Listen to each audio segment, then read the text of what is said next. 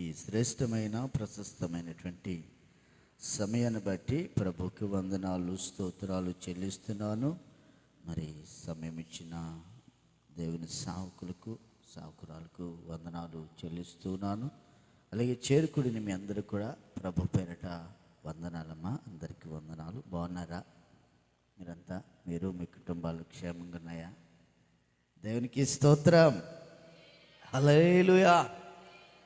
ఎందుకంటే ప్రియులరా, మన జీవితాల్లో మనం అనుభవిస్తున్నటువంటి ప్రతి క్షణం, ప్రతి నిమిషం, ప్రతి గడియ ఈ భూమి మీద మనకి అమూల్యమైనది. ఎటువంటిదమ్మా? అమూల్యమైనది. ఎందుకంటే మొన్న బెంగళూరు వెళ్ళేటువంటి ఒక బస్సు కర్నూలు ప్రాంతంలో అన్ఎక్స్పెక్టెడ్గా ఒక చిన్న తప్పిదం వల్ల బస్సు బూడిదైపోయింది, కాలిపోయింది. ఆ కాలిపోయినటువంటి ఆ బస్సులో ఇంచుమించుగా 40 మంది ఉన్నారు. 40 మందిలో 20 మంది ఆ బస్సులోనే కాలి బూడిదైపోయారు. ఏమైపోయారమ్మా? చాలా లగ్జరీ బస్సు, చక్కగా పండుకొని వెళ్ళే బస్సు.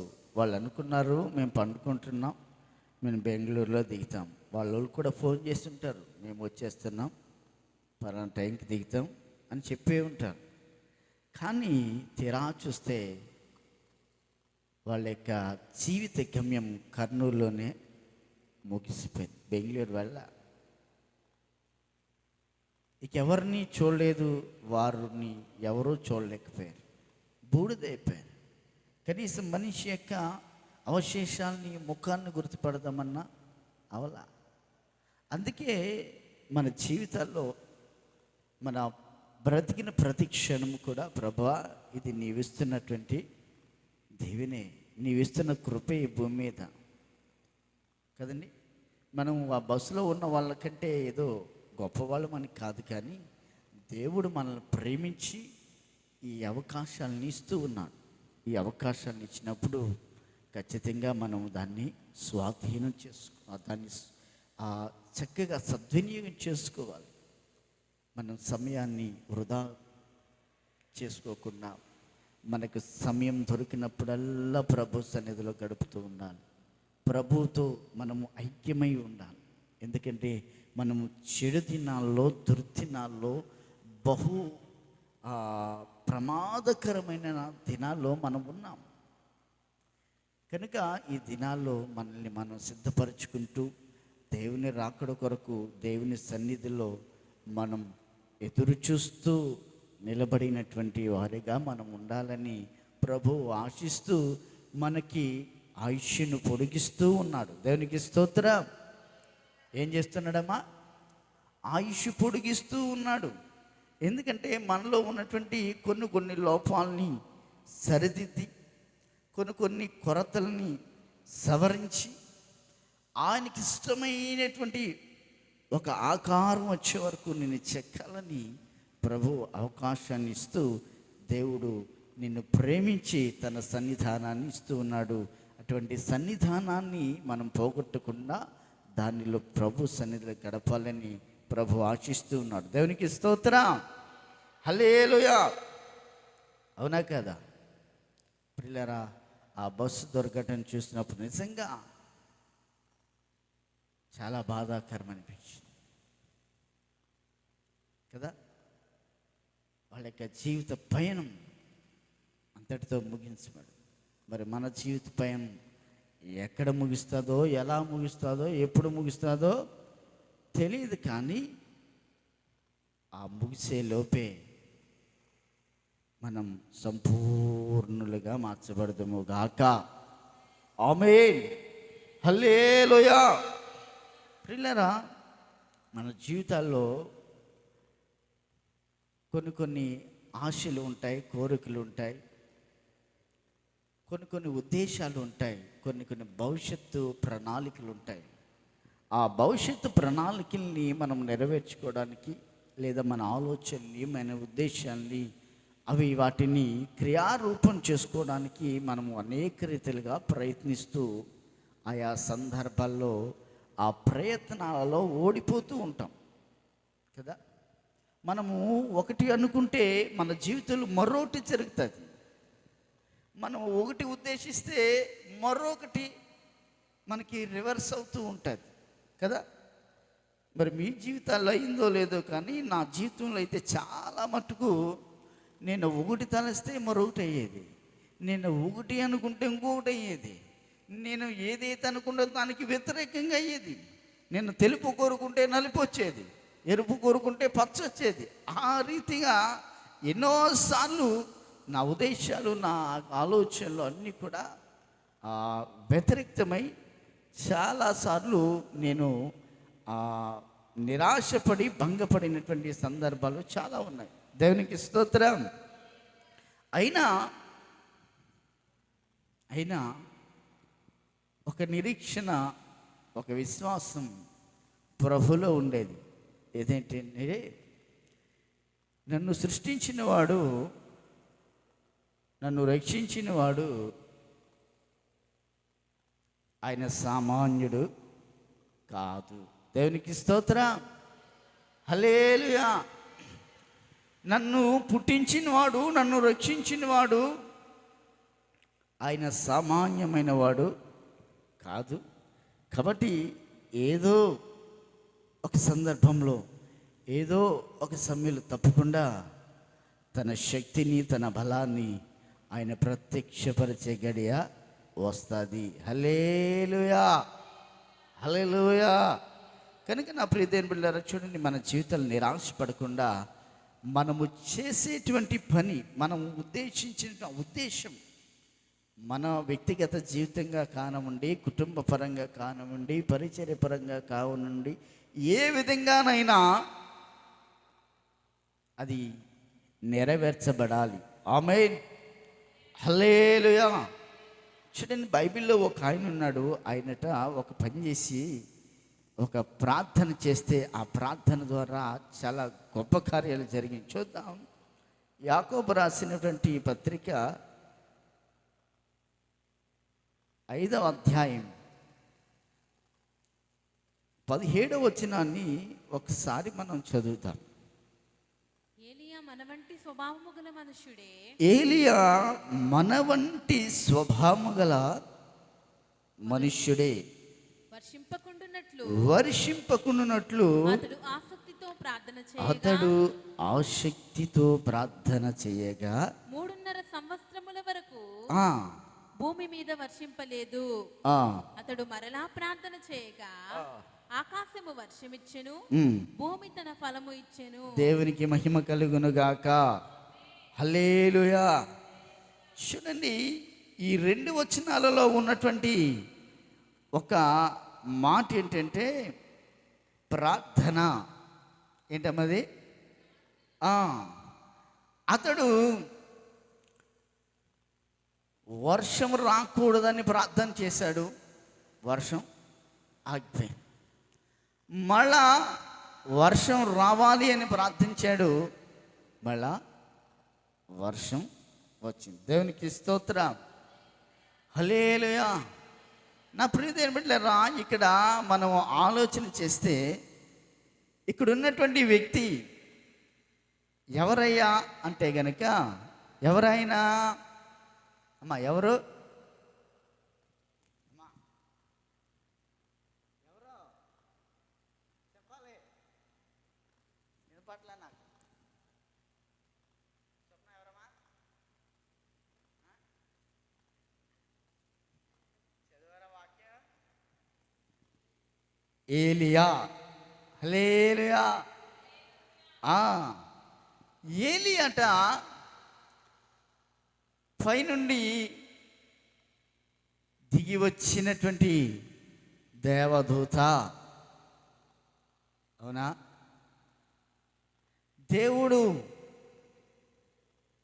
పరలోకం నుండి డైరెక్ట్గా పంపినటువంటి దేవదూత అని రాయబడ్డదమ్మా? రాయబడ్డదా? లేదు. ఇక్కడ మనకు కనబడుతున్నటువంటి మాట, ఏలియా మన వంటి, ఎవరు వంటి? మన వంటి. ఏం కలవాడు? ఆస్తి గలవాడా? అందం గలవాడా? అమ్మా, ఎటువంటి వాడట? ఆయన మన వంటి స్వభావము కల మనుష్యుడే. ఎలాంటి అమ్మా? మన వంటి స్వభావం గల మనుష్యుడే అతడు. అతడులో ఒక ప్రత్యేకమైనటువంటి విశేష లక్షణాలు ఏమీ లేవు. మన స్వభావం ఎలా ఉంటుందో, మానవ స్వభావం, ఆ రీతిగానే అతనికి కూడా మానవ స్వభావమే ఉంది. మనవలే జన్మించిన వ్యక్తే, మనవలే ఎదిగిన వ్యక్తే, మనవలే తింటూ తాగుతున్న వ్యక్తేనయ్యా. అయితే మరి ఆయన చేసినటువంటి కార్యం ఏంటయ్యా అంటే గనుక, వర్షము ఆగిపోవాలి అని ప్రార్థన చేశాడు. మనం ప్రార్థన చేస్తే ఆగుతుందమ్మా? మనం ప్రార్థన చేస్తే ఆగుతుందా?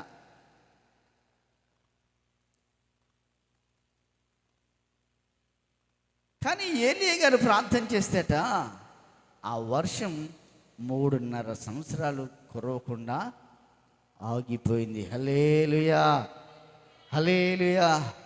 నా ప్రియదేమిట్లేరా, చూడండి, ఈ ఏలియా గారు ఎప్పుడైతే ప్రార్థించాడో, వర్షమా ఆగిపో, ఈ 3.5 సంవత్సరాలు ఈ ప్రాంతం మీద, ఈ దేశం మీద నీవు వర్షింపకూడదు అని ఎప్పుడైతే ఆకాశానికి ఆజ్ఞనిచ్చాడో, ఆ ఆకాశం ఈయనిచ్చినటువంటి ఈ ప్రార్థన ఆజ్ఞ ద్వారా ఆ వర్షము ఆగిపోయింది.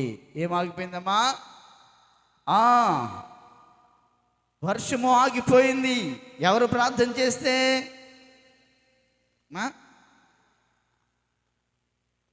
ఎంతమంది ప్రార్థన చేశారు?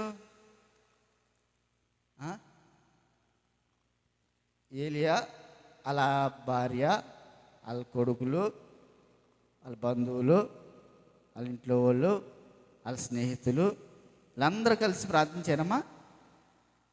మరి ఎవరు ఎంతమంది ప్రార్థన చేశారు? ఎంతమంది ఏలియాలు ఉన్నారు అక్కడ? ఒకడే.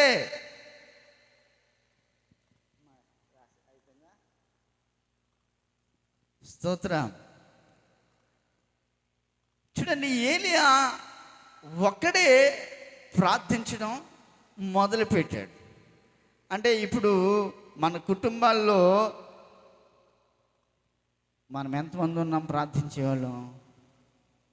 అమ్మా, మనం అనుకుంటాం, నేను ఒక్కదాన్ని అయిపోయిన ప్రార్థనకి వెళ్ళేదాళ్ళు, ప్రార్థించేవాళ్ళు నేను ఒక్కదాన్నే ఉండిపోయాను కదా. చూడండి, ఇక్కడ ఏలియా ఒక్కడే ప్రార్థన చేస్తే తను అనుకున్నటువంటి కార్యం జరిగింది. ఆమె హల్లెలూయా. మరి నా జీవితాల్లో మనం ఒక్కలమే ప్రార్థన చేస్తే కార్యం జరగదంటారా? ఇక్కడ మనకు తెలిసి చూడండి, సంఖ్యాబలంగా కాదు, 100 మంది ఉండి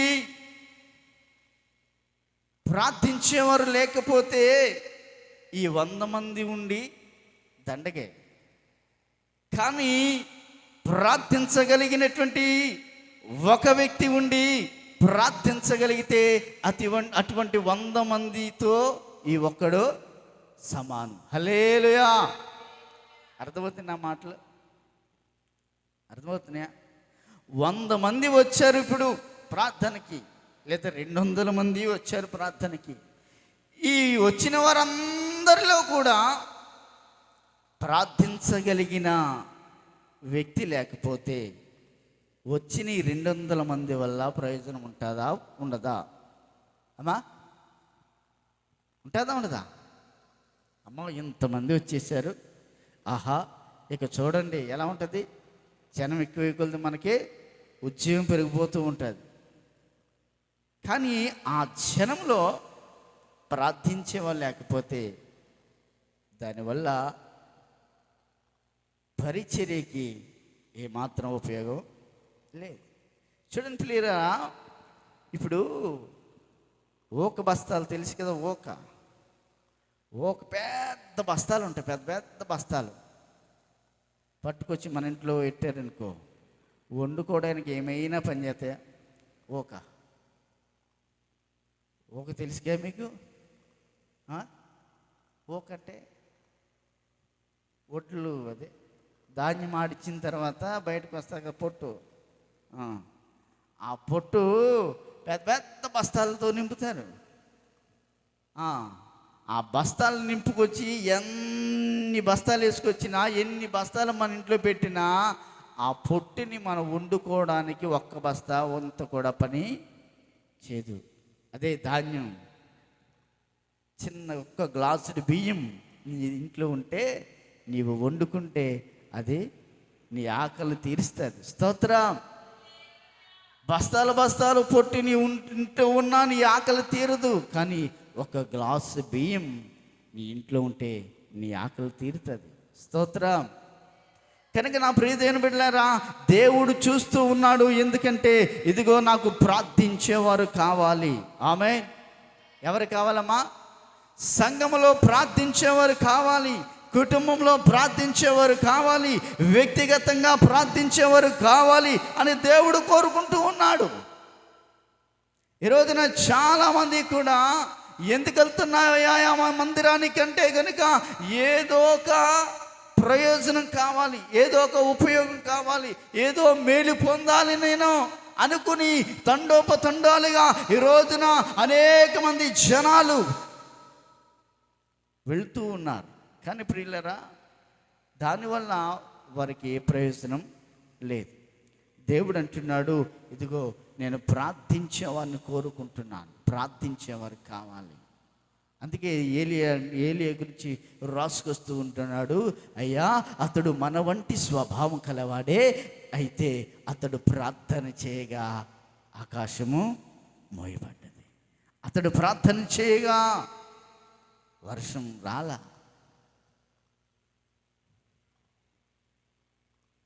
మనము ప్రార్థన చేస్తే ఏ కార్యాలు జరుగుతున్నాయి? మనము ప్రార్థన చేస్తే ఏ క్రియలు జరుగుతున్నాయి? అసలు మనం ప్రార్థించేవారుగా ఉన్నామా లేదా? ప్రార్థనకు చిన్న ఆటంకము కలిగితే ప్రార్థన మానేసిన పరిస్థితి, చిన్న బలహీనత కలిగితే ప్రార్థనకు దూరం అయిపోయే పరిస్థితి. పిల్లరా, ఒకసారి మీరు ఆలోచన చేయండి. ఏలియట ఒక గొప్ప వ్యక్తి ఏమి కాదు, ఒక రాజు కుటుంబంలో పుట్టినటువంటి రాజు యోధుడు కాదు, లేదా పైనుండి వచ్చినటువంటి దూత కాదు. ఏలియా ఎవరయ్యా అంటే కనుక ఇదిగో మన వంటి స్వభావం గలవాడే. మన వంటి స్వభావం కలిగిన వ్యక్తి ప్రార్థన చేస్తే ఎందుకు ఆకాశము వర్షింపలేదు అంటే గనుక అతడు ఆసక్తితో ప్రార్థన చేశాడు. ఆమేన్. హల్లెలూయా. అతడు ఎలా ప్రార్థన చేశాడయ్యా? మొహమాటానికి ప్రార్థన చేయలేయా, పైన ప్రార్థన చేయలా, పెదవులతో ప్రార్థన చేయలా, లేదా ఏదో నేర్చుకుని ప్రార్థన చేయలా. ఈ రోజున అనేక మంది పెదవులతో ప్రార్థన చేసేవారు ఉన్నారు, మొహమాటానికి ప్రార్థన చేసేవారు ఉన్నారు, లేదా ఇదిగో నేర్చుకుని ప్రార్థన చేసేవాళ్ళు ఉన్నారు, లేదా బుక్కులు చూసి చదివి ప్రార్థన చేసేవాళ్ళు ఉన్నారు. కానీ దేవుని సన్నిధిలో ఒక కార్యం కొరకు, ఒక దీక్షతో, ఒక రోషము కలిగి, ఒక పట్టుదల కలిగి, ఒక పరిశుద్ధత కలిగి, ఒక ఆశ కలిగి ఆసక్తిగా ప్రార్థన చేసేటువంటి వారు కరువైపోయారు. స్తోత్రం. ఎలా ప్రార్థన చేసేవారు కరువైపోయారమ్మా? ఆశ కలిగి, రోషము కలిగి, పౌరుషం కలిగి, పట్టుదల కలిగి, ఆశతో ఆసక్తితో ప్రార్థన చేసేవాళ్ళు కరువైపోయారు. ఈ రోజున వచ్చామా లేదా, చేసామా లేదా, వెళ్ళామా లేదా, మనం చక్కగా మనం ఇప్పుడు 3 సార్లు ముచ్చటగా 3 సార్లు ప్రార్థన చక్కగా చేసేటువంటి భక్తులు ఉన్నారు. ప్రొద్దుటే లేచిన వెంటనే ప్రభువా రాత్రంతా కాచి కాపాడవు, స్తోత్రం. మళ్ళీ రాత్రి పడుకుంటున్నాము, కాపాడు. మధ్యలో భోజనం చేస్తున్నాము, భోజనాన్ని దీవించు. ముచ్చటగా 3 సార్లు ప్రార్థించేటువంటి భక్తులు చాలామంది ఉంటారు. కానీ దేవుడు ఆ ప్రార్థన కాదు కోరుకునేటువంటిది. ఇదిగో నీవు ప్రార్థన చేస్తే ఒక కార్యాన్ని నీవు చూడాలి. ఆమేన్, హల్లెలూయా. నీ ప్రార్థన నీ కుటుంబాన్ని కదిలించేదిగా ఉండాలి. ఆమేన్. నీ ప్రార్థన నీ వీధిని కదిలించేదిగా ఉండాలి. ఆమేన్. నీ ప్రార్థన నీ స్నేహితుల్ని కదిలించేదిగా ఉండాలి. ఆమేన్. నీ ప్రార్థన నీ పరిచయను ఒక విప్లవాత్మకంగా మార్పు చేయగలిగినటువంటి ప్రార్థన పరురాలిగా, ప్రార్థనా పరుడుగా నీవు ఉండాలి. హల్లెలూయా.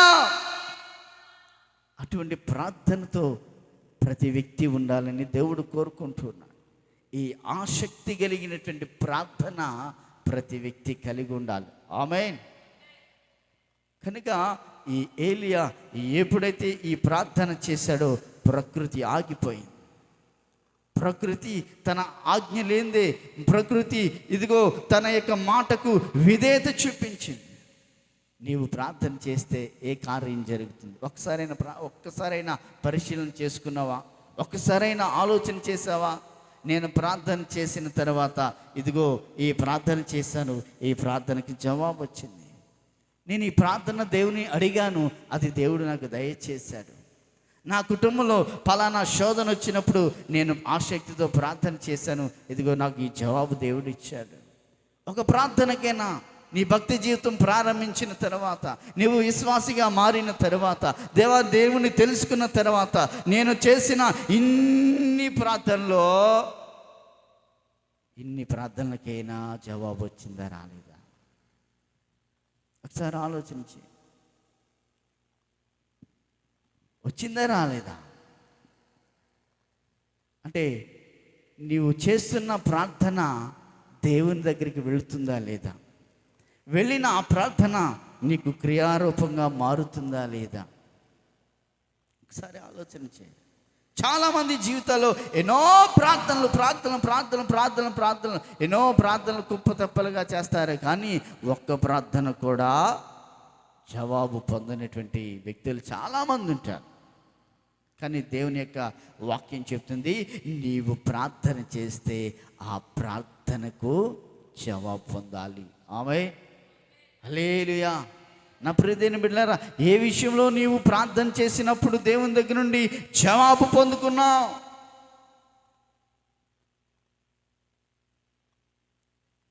నీ ఆరోగ్య విషయంలో కానీ, నీ ఆర్థిక విషయాల్లో కానీ, నీ పిల్లల విషయాల్లో కానీ, నీ భర్త విషయంలో కానీ, నీ భార్య విషయంలో కానీ, నీ భక్తి విషయంలో కానీ, నీ పరిచర్య విషయంలో కానీ, ఏ విషయంలో నీవు ఏ ప్రార్థన చేస్తే ఆ ప్రార్థనకి నీవు జవాబు పొందుకున్నావు. ఏలియా ప్రార్థన చేశాడు ఒక ప్రార్థన, ఆ ప్రార్థనకు తను జవాబు పొందుకున్నాడు. ఆ ప్రార్థన దేవుడు ఆలకించి దాని కార్యాన్ని చేశాడు. మరి నీవు చేసే ప్రార్థన, నేను చేసే ప్రార్థన, మనము చేసే ప్రార్థనలు దేవుని సముఖములో అవి ఆమేన్ అనబడుతున్నాయా? హల్లెలూయా. ఎందుకయ్యా మరి రావట్లేదంటే మనము చేస్తున్న ప్రార్థనలో ఆసక్తి లేకపోవడం. ఆసక్తి ఉన్నట్ల ఈరోజు ప్రజలకు ఆశ ఉన్నట్ల, కోరిక ఉన్నట్ల, చాలా గొప్పలమైపోవాలని ఆశ ఉంటుంది, చాలా రిచ్గా అవ్వాలని ఆశ ఉంటుంది, చాలా అందంగా అవ్వాలని ఆశ ఉంటుంది, ఐశ్వర్యవంతులుగా మారాలని ఆశ ఉంటుంది. కానీ నా ప్రార్థనకు జవాబు రావాలని మాత్రం ఆశ ఉండట్లా. ప్రతిదేని బిడ్డ, ఇదిగో ఏలియా మన వంటి స్వభావం గలవాడే. అతడు ఆసక్తితో ప్రార్థన చేస్తే ఆకాశము ఆగిపోయింది. నా జీవితాల్లో ఏ విషయాలకు ప్రార్థన చేస్తే దానిని మనం పొందుకొని దేవుని స్తుతించాము, ఒక్కసారి పరిశోధన చేసుకోవాలి. దేవునికి స్తోత్రం, హల్లెలూయా. కనుక చూడండి, ఒకసారి ఆ, అపోస్తుల కార్యాలు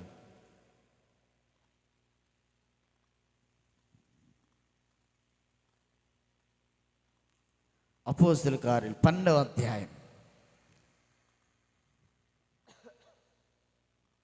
5వ వచనాన్ని చదువుదాం. పేతురు చెరసాలలో ఉంచబడెను. పేతురు చెరసాలలో ఉంచబడెను. సంఘమైతే అతని కొరకు అత్యాసక్తితో దేవునికి ప్రార్థన అత్యాశక్తితో దేవునికి అమ్మా ఎలా చేస్తున్నారంట ప్రార్థన? దేవునికి స్తోత్రం, హల్లెలూయా. సావకుడు బంధించబడ్డాడు చెరసాల్లో. సావకుడు లేడు, సంఘానికి నడిపించే నాయకుడు లేడు. అమ్మా ప్రార్థించండి, ఫలానా విషయమే ప్రార్థన చేద్దాం అని ప్రార్థనలో నడిపే కాపరి లేడు. కాపరి ఉన్నా లేకపోయినా ఒక బాధ్యత కలిగినటువంటి సంఘం, ఒక భారము కలిగిన సంఘం.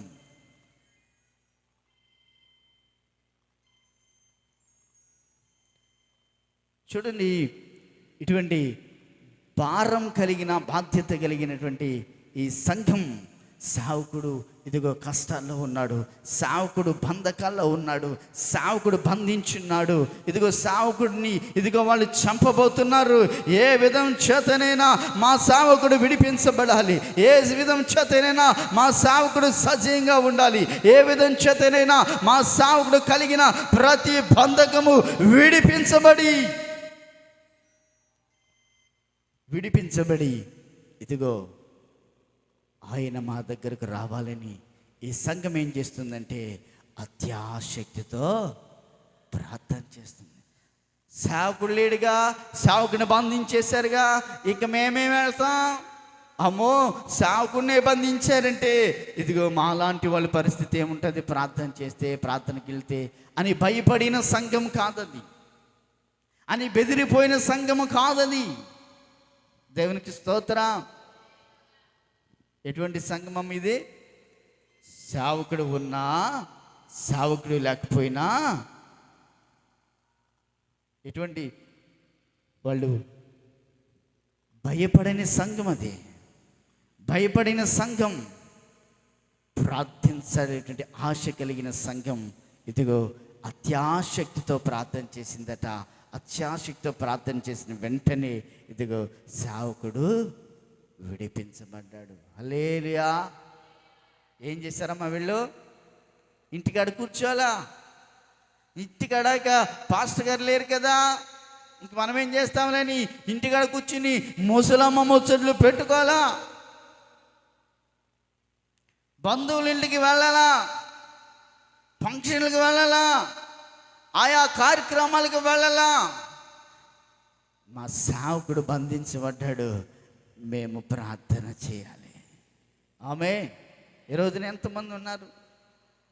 సేవకులు లేకపోతే చాలు, ప్రార్థన లేకపోతే చాలు, పాస్టర్ లేకపోతే చాలు, వాళ్ళు లేరుగా ఇంక మనం మందిరానికే వెళ్తాం, వాళ్ళు లేరుగా ప్రార్థనకి ఏమి వెళ్తాం, అయ్యగారు లేరు కదా, అమ్మగారు లేరు కదా, ప్రార్థనకి ఏమి వెళ్తాం అని ప్రార్థనలు ఎగ్గొట్టి ఇంటికాడ మనం కూర్చుంటూ ఉంటాం. కాదు కాదు కాదు. ఈ సంఘం ఎటువంటిదయ్యా అంటే కనుక ప్రార్థించడానికి బాధ్యత కలిగిన సంఘం, బాధ్యత కలిగిన వ్యక్తులు, ఆశ కలిగిన వ్యక్తులు, అత్యాశ కలిగిన వ్యక్తులు కనుక వారు ప్రార్థించిన ప్రార్థనకి ఇదిగో చెరసాల్లో ఉన్నటువంటి ఆ సేవకుడు విడిపించబడ్డాడు. దేవునికి స్తోత్రం, హల్లెలూయా. ఏ ప్రార్థన చేశారు వీళ్ళు? అమ్మా ఏ ప్రార్థన? అత్యాశక్తి కలిగి ప్రార్థన చేశారు. అత్యాశక్తి కలిగి ప్రార్థన చేసినటువంటి ఈ సంఘ ప్రార్థన ద్వారా ఇదిగో సేవకుడు విడిపించబడి వాళ్ళ దగ్గరికి రావటం జరిగింది. మరి నీవు కోరుకున్నా, నీవు ఆశిస్తున్నా, దేన్నైతే నువ్వు అనుకుంటున్నావు అవన్నీ కూడా నీ దగ్గరికి రావాలి అంటే, నీ కుటుంబంలోనికి రావాలి అంటే, నీ వ్యక్తిగత జీవితంలోకి రావాలి అంటే నీవు కూడా ఒక అత్యాశక్తి కలిగి ప్రార్థించే వ్యక్తిగా ఉండాలి. హల్లెలూయా, హల్లెలూయా. కనుక అత్యాసక్తి కలిగి ప్రార్థించిన ఈ సంఘం తన సావుకుని విడిపించుకుంది. ఆసక్తి కలిగి ప్రార్థించినటువంటి ఏలియా ఇదిగో వర్షాన్ని ఆపగలిగాడు. మరి మనం ఏం చేస్తున్నాం? మనం ఏ ప్రార్థన చేస్తున్నాం? మనము ఏ ప్రార్థన చేసేటువంటి స్థాయిలో ఉన్నాం? మన ప్రార్థనలు ఎక్కడి దాకా వెళ్తున్నాయి? ఒకసారి ఆలోచన చేయి. ఏ ప్రార్థన జవాబు పొందామో ఒకసారి ఆలోచన చేయి. మనం చేస్తున్న ప్రార్థనలు మనకే జవాబు ఇవ్వకపోతే మన ఇంటి వారికి ఏమిస్తాయి? మన ప్రక్క వారికి ఏమిస్తాయి? మన పరిచర్యకి ఏమిస్తుంది? ప్రియులారా, ఒకసారి ఆలోచన చేయండి. ఇదిగో ఏలియా ప్రార్థన చేయగా, మళ్ళా ప్రార్థన చేయగా ఆకాశము వర్షాన్ని ఇచ్చింది. తనకి ఏదైనా అధికారం ఉంది. ప్రార్థించేవాడికి అధికారం ఉంటుంది, ప్రార్థించేవాడికి బలం ఉంటుంది, ప్రార్థించేవారు ఉన్నతమైన స్థితిలో ఉంటారు. ప్రార్థించగలిగిన నీవు దారిద్ర్య స్థితిలో ఉండలేవు. హల్లెలూయా, హల్లెలూయా. కనుక ప్రార్థించగలిగిన బిడలుగా మనమందరము మారాలని ప్రభు కోరుకుంటున్నాడు. నీవేదో తేలేదని, నీవేదో ఇవ్వలేదని, నీవేదో చేయలేదని విచారించేవాడు కాదు, ఆలోచించేవాడు కాదు. కానీ దేవుడు నీవు ప్రార్థించేవాడుగా ఉండాలని కోరుకుంటున్న దేవుడు మనందరినీ అటువంటి ప్రార్థనాపరులుగా మనల్ని దేవుడు చెయ్యునుగాక. ఆమేన్. ప్రార్థన చేద్దాం. అందరూ ప్రార్థన చేసుకుందాం. కండ్లు మూసుకొని ప్రార్థన చేద్దాం. హల్లెలూయా, హల్లెలూయా. స్తోత్రాలు, స్తోత్రాలు. అలాగే మోకరించి వినిన వాక్యాన్ని బట్టి మనం ప్రార్థన చేసుకుందాం. ఆసక్తి కావాలి తండ్రి, నీకు స్తోత్రాలు, స్తోత్రాలు, స్తోత్రాలు, స్తోత్రాలు, స్తోత్రాలు, స్తోత్రాలు.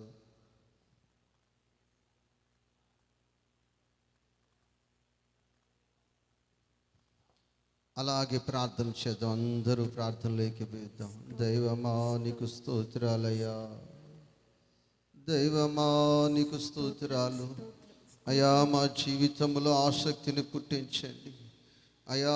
లోకము మీద ఆసక్తి ఉంది, లోక సంబంధమైన అలవాట్ల మీద ఆసక్తి ఉంది, కానీ ప్రార్థనలో ఆసక్తి లేక అయా నీవు అనుగ్రహించు ఆశీర్వాదాలకు దూరం అయిపోయి ఉన్నాము తండ్రి. అయా నీకు స్తోత్రాలు, స్తోత్రాలు, స్తోత్రాలు అయా. పరిశుద్ధత పట్ల ఆసక్తి, ప్రార్థన పట్ల ఆసక్తి, ఉపవసించుట పట్ల ఆసక్తి నాలో పుట్టించండి ప్రభువా. నీకు స్తోత్రాలు, స్తోత్రాలు. ఏలియా ప్రార్థింపగ పొందిన శక్తి నేను